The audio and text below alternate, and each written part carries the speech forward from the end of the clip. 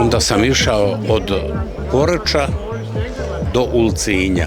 Kad god jesmo se ljutili onda na onaj režim, ali kad sad vidim, dobro je bilo. Nas trojica, po 15 dana.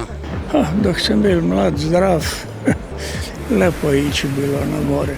Nismo imali ništa, ali nekako smo se zabavili. Kad smo ostali bez para kao studoši, prali smo drugima aute, prozore, dobili smo opet da smo mogli još ostati. Išli smo u mjesnu zajednicu na ples uz ploče, krasne ploče, kaj danas više te muzike nema. Nekad sam ja vodila svoje umirovljenike na more na 1 dan, na 10 dana, a sad više ne mogu. Pa išao sam svake godine, možda čak i ove godine odem na par dana neko na more. Nisam već dugo, baš ne sam zbog imam pa neke bolesti kaj ne bi smjela ići.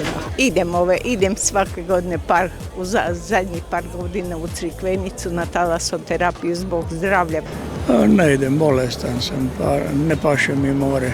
Ja sam mislila kad idem u penziju kao u meni pregršno, idem malo u toplice, idem malo na more, ništa od toga. A sad ništa, gledamo more. Ja ljetujem doma, lepo se odmaram, a kaj mi drugo treba? Ne. Kad nekog u daljini vidimo, onda zamislimo da smo to mi.